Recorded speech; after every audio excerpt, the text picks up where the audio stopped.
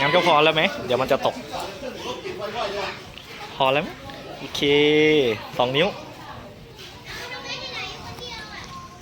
มองกล้อง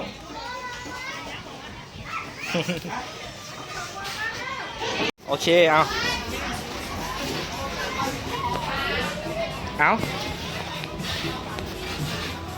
1 2 3ไปเล่นไปเลยพอถ่ายวิดีโอเล่นไปก่อนพอถ่ายวิดีโอเอาถ่ายรูปด้วย1 2 3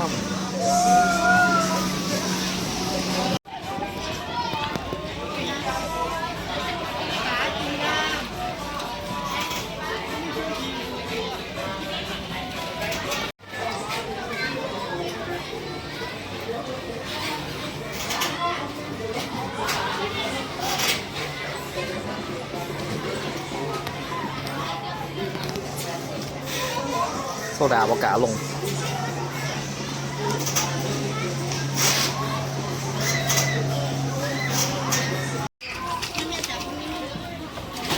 ต้นหอมยกนิ้วหน่อย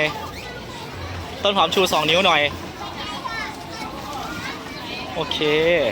น้องดาชู2 นิ้วหน่อยหวนทำไมชู3ล่ะเอาโซดาลงเนี่ยตื่นนึง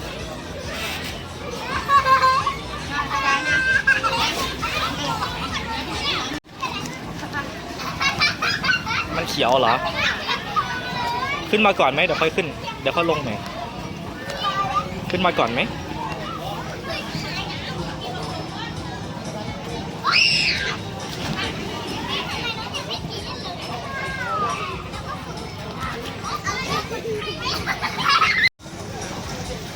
ว่ายน้ำสิต้นหอมว่ายน้ำสิ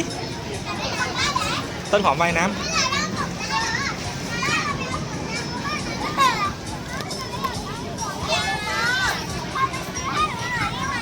ไม่ต้องเพื่อนเขายังไม่ใช้เลยผมยัง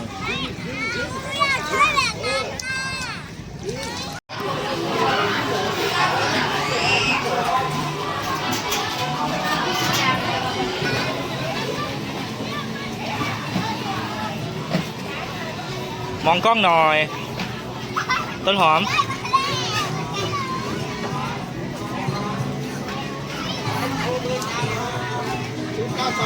9 2